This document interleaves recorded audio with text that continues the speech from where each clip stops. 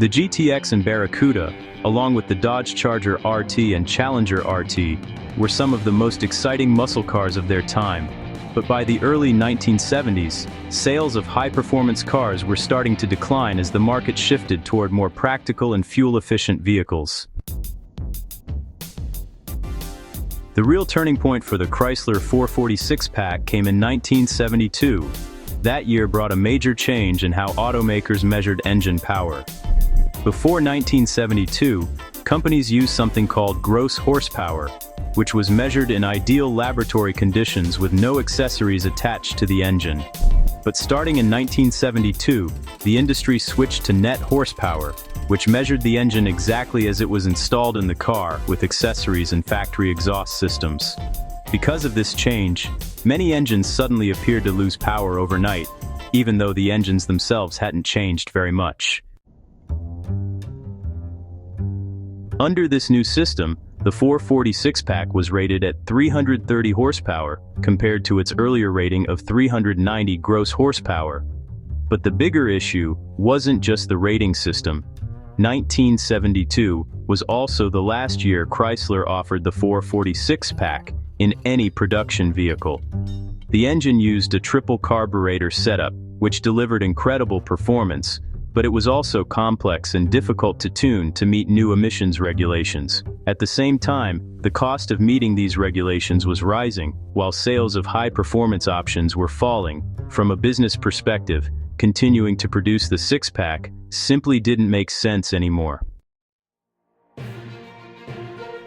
Then came another major event. In 1973, the oil crisis hit America, and suddenly fuel economy became a top priority. This marked the beginning of the end for the classic muscle car era. Chrysler still offered the 440 V8, but only with a single 4-barrel carburetor. Across the entire industry, the days of multiple carburetors were ending. Automakers were moving toward fuel injection systems, which allowed better control of emissions and more consistent performance. This leads to a big question that, honestly, a lot of enthusiasts still ask today. Was the 446 pack actually banned by the government? Well, the short answer is no. There was never a specific law that banned the engine itself. Instead, its disappearance was caused by a combination of stricter regulations, changing market demand, rising insurance costs, and, some corporate decisions. Insurance companies played a surprisingly big role. Back in the early 1970s, insurance premiums for muscle cars just skyrocketed. For a lot of buyers, owning a high-performance car suddenly became extremely expensive. That really reduced the demand for engines like the 446 pack. There was also internal competition within Chrysler itself. The company already had its legendary 426 Hemi, which was the engine that received the most attention and racing success. Maintaining multiple expensive high-performance engines became difficult when resources were limited.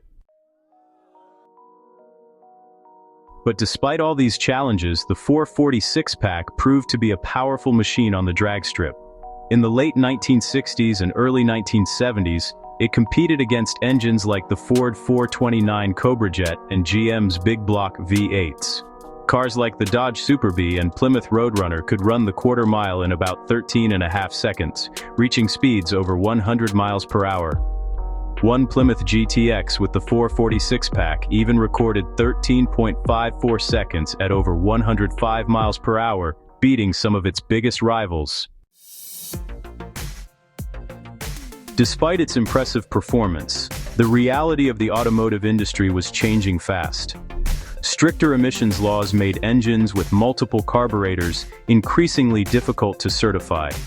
And as regulations tightened, manufacturers had to focus their resources on engines that could meet the new standards more easily. In many ways, the story of the 446 pack reflects the larger story of the American muscle car era. It was a short but unforgettable period filled with massive engines, incredible horsepower, and bold engineering. The six-pack perfectly represented that era. 3 carburetors feeding a massive V8 engine, producing nearly 500 pound-feet of torque, and delivering a sound and acceleration that few cars could match.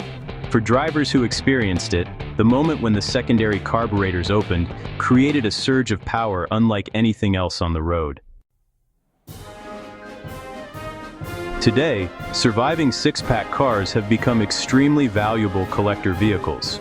A well-restored 1970 Challenger RT or Plymouth Barracuda with the 446-pack can sell for six-figure prices at auctions, and rare versions sometimes exceed $200,000.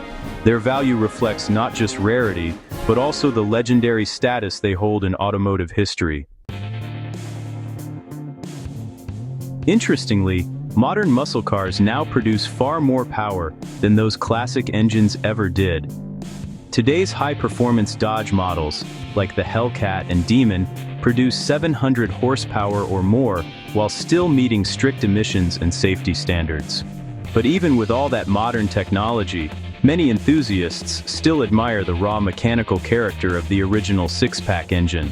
Its triple carburetors, brutal acceleration, and unmistakable sound continue to capture the imagination of car lovers around the world. The 446-pack may not have been banned, but it became a symbol of an era that simply couldn't survive the changing world of the 1970s. And that's exactly what makes it legendary.